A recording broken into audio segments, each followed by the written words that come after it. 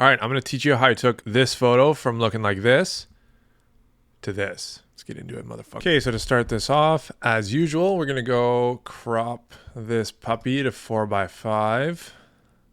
Now that we got it cropped, this shot, you want the contrast between the sunset and the shadows to be pretty drastic. So I'm going to turn up the exposure slightly, but I'm also going to crank the contrast. So you see we get a little bit more separation between the highlights and the shadows here. I'm going to turn up the white balance a little bit. We'll get back to color correcting and making it look a lot more sunset-y once we get all the other stuff taken care of. So highlights are going to come down because over here you can see it's a little too exposed, a little too overexposed for my liking. So we'll turn the highlights down there, and that allows the photo to be a lot more balanced. We'll turn down the vibrance quite a bit, maybe 50%, and then we'll turn up the saturation the same amount. And then that kind of gives it more of a balanced look. And then we can turn the color temperature up, and it gives more of a natural look to it. And we can also come down here and choose to brighten, to add some yellows and oranges into the shadows. So then, you know what? Nah, I'm going to leave it. Okay, we'll come up, we'll choose the subject. So you can see it picked up this shadow of the pole a little bit. I'm going to bring this into Photoshop later, and I don't want that playing games with me. So we're just going to erase that bit of the selection with the brush here. Now we're going to turn up the exposure very slightly, just so the car stands out a little bit. We're going to just turn down the blacks a little bit. We don't need to go crazy. It's already in a shadow. And then we'll turn up the whites very slightly as well. Okay, and then we're going to add some clarity and texture to it too, of course, so we can have it just be a little grittier. Okay, that's looking pretty good. Now, I want it to be a little more yellow. I don't want to overdo this, but we'll introduce some more yellow into the white balance. Yeah, that I like a little bit better. Just subtle changes, right? When I first started photography, I was overdoing all the settings, and that made it look very fabricated. Simplicity is key when it comes to this stuff. It's about setting up the shot properly and getting a good exposure off the bat, as opposed to, oh, I'll just do it in post. Because I did that so many times, and it's such a pain in the ass. It's easier just to shoot it right the first time.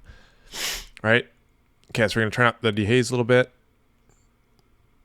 And then, you know what? That's looking pretty good. So, right click, edit in Photoshop. Yeah, it's arm day today.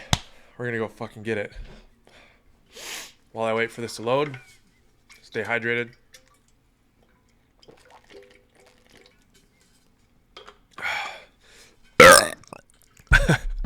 Okay, now that we're here, we're going to press J to bring up this healing tool.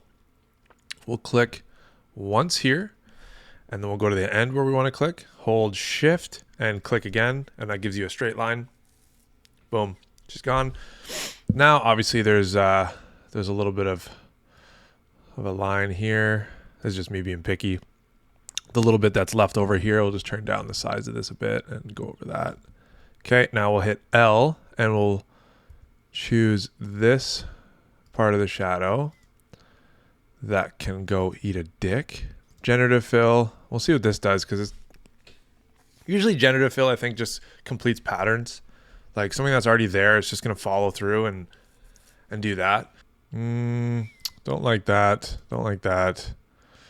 Yeah, that works because it kind of looks like the shadow from this bush. So we'll go with that one. Okay, I'm pretty happy with that. So we'll do Command S, bring it back into Lightroom. I don't know why when I record these, my nose always whistles. So strange. Super weird. Okay, now, obviously, you fuck. I probably should have got rid of the pole too, eh? Didn't think about that. All right, now that the shadow of the pole is gone, we'll do J again. We'll come up. Same idea. Click, come down here, Shift click, get rid of the pole. So it makes a little more sense. We'll go over this and there we go. So that works. Command S. Now the whole pole is gone. And I gotta sneeze.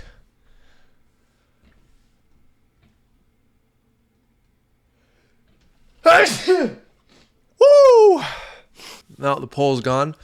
So it wasn't really impeding in the shot too much, but just for the symmetry of the shot and the cleanliness, it looks so good. And just having one random pole that comes through here kind of threw off the balance a bit for me. So we'll just get rid of it. It's all about subtle changes.